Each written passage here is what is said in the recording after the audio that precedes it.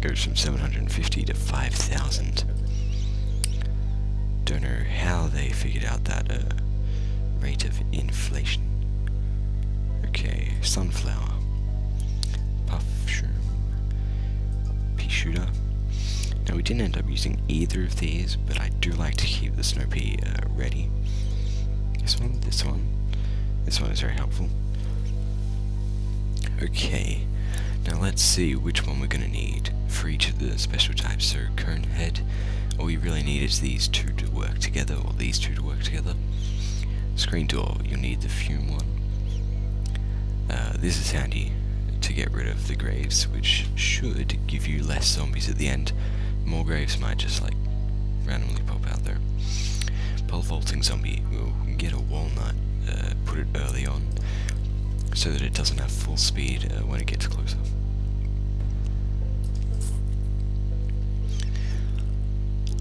This is annoying, it's come into the fourth column.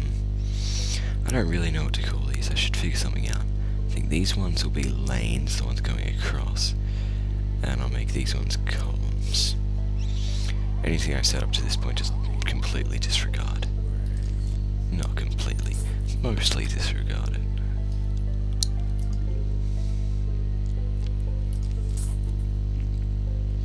So these have a range of 3 squares in front of them, which is ample time to get 10 hits onto a zombie.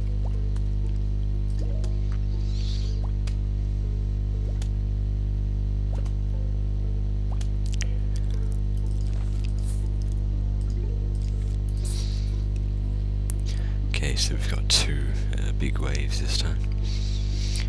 So you need to be setting up your sunflowers.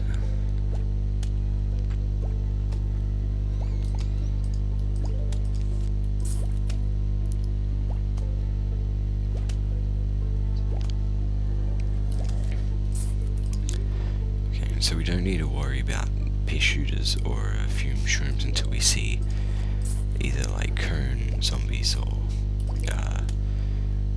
screen door zombies. So that's good because we've already got our set of 5 sunflowers. And I'm going to leave this lane empty in case I need to get more sunflowers later. For now. Okay. Yep. That seems like a good setup. That's not a good setup. That's a bad idea. I have stuffed this up. Because it's best to put the fume shroom just behind these ones. This is like a layer to protect the fume shrooms. So depending on how much money I get and if there are any screen door zombies that are going to come by, I might actually remove this one, move it back 1. And double kill. No you don't.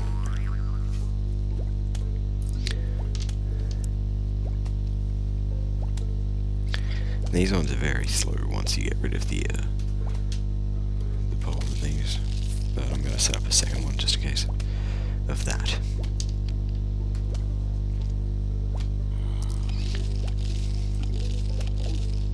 Oh dear, okay. 1 hit off. Need to be careful of that. But what we can do is move this back up here, set up an extra protection, remove this. And just like that, ready to go again.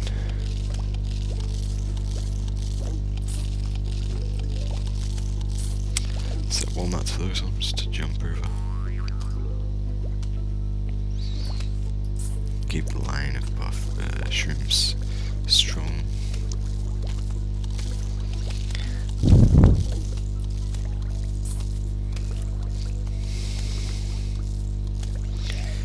This is an issue. Make sure that the walnuts aren't outside the range of your mushrooms, because they do have limited range, unlike the pea shooter, which can shoot across the whole field. I'm going to do that. I'm also going to remove one of these. So as you can see, fast reload, you just place it on there, and you get a coin for your efforts. So when you're going to do that, target the ones that are closest to you. See if I can get this one before the wave. Yep.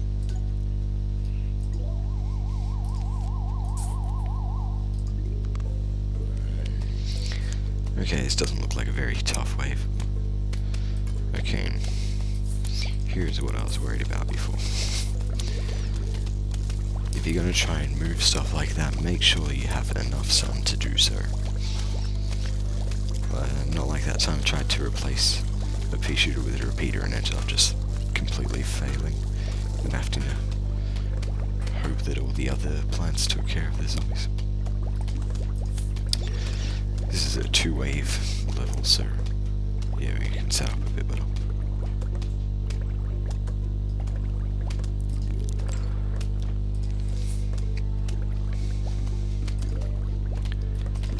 Let's take down some more graves.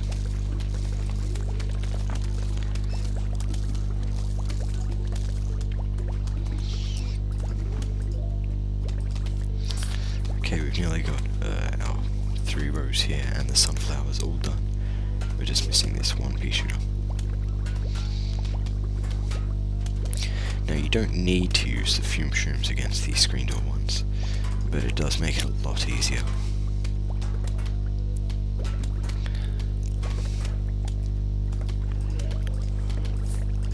Okay.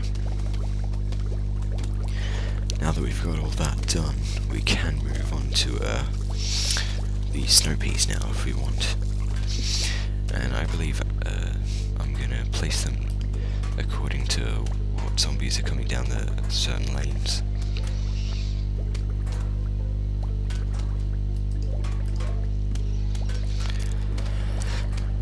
Make sure you have a good mouse or something that's got pretty high sensitivity, because you do have to move it around a lot to collect sun and place stuff, and you don't want to be using a touchpad or something like that because it is too slow.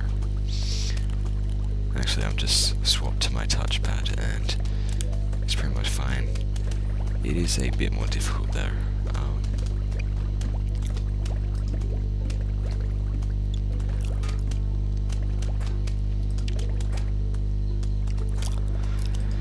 Yeah, there's not really much else to say. You can start setting up a row of walnuts if you want, since we saw that there are pole vaulting zombies from earlier.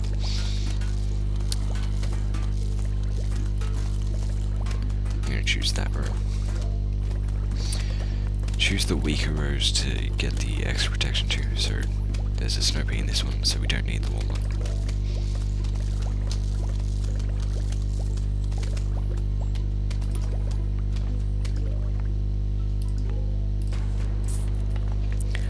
I don't think we got it in time. Oh no, we did. So any that you've left will have zombies coming out of them.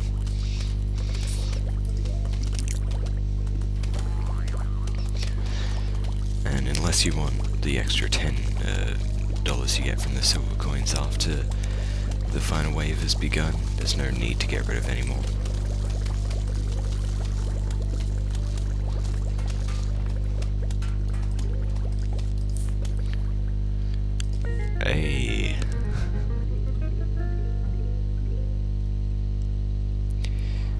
We just got the Suburban Almanac.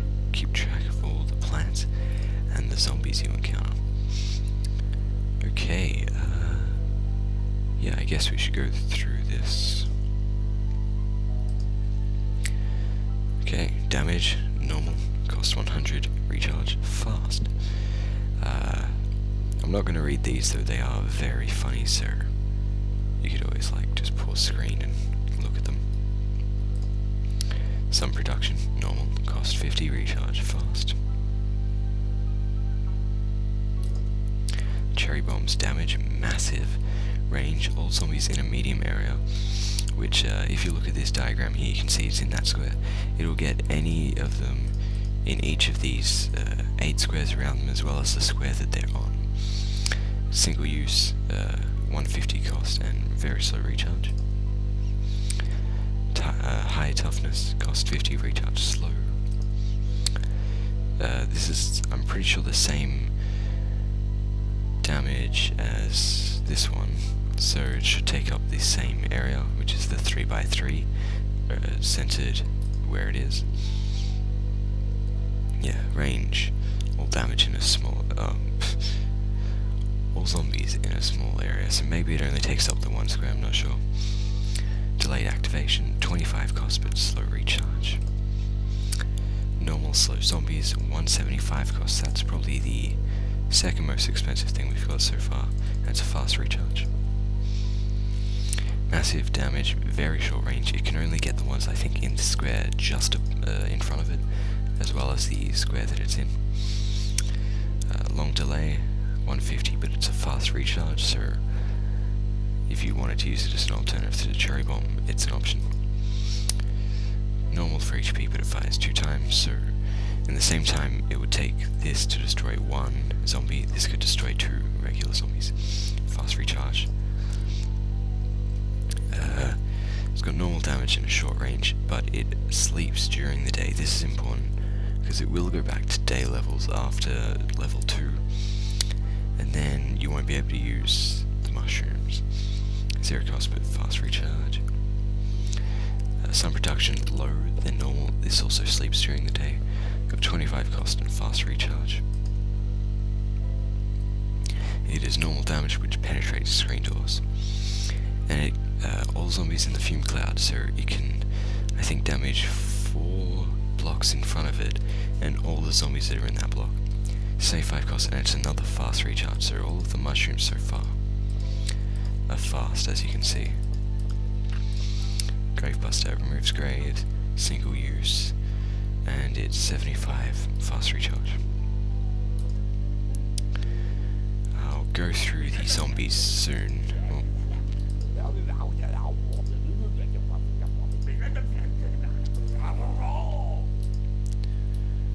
Okay, we are whacking zombies apparently. Well, this is fun.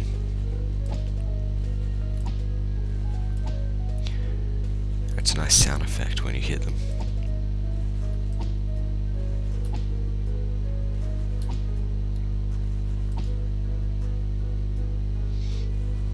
Oh, more graves, awesome.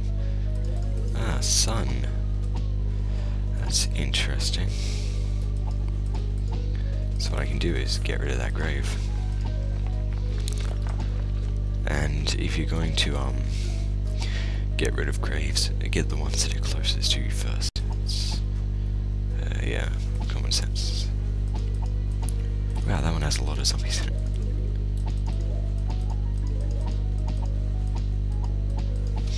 This is another time when you definitely need to be using a mouse.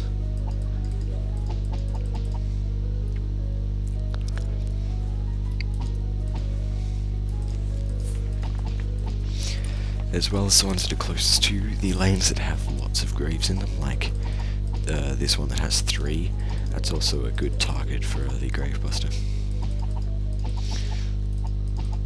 Or if you don't want to do that, you can set up a potato mine. Cone ones take 2 hits.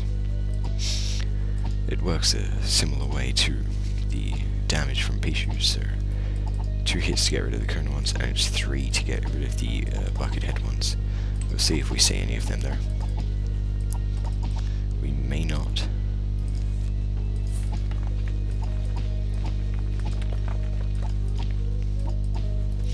Don't remember exactly what happens if a zombie gets to the Gravebuster while it's eating a grave. I think they may destroy it, and the grave will remain. Get rid of these. Okay, they're moving faster now.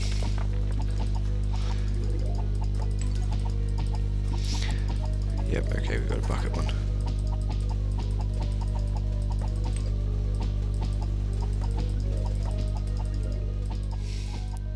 Can really just like spam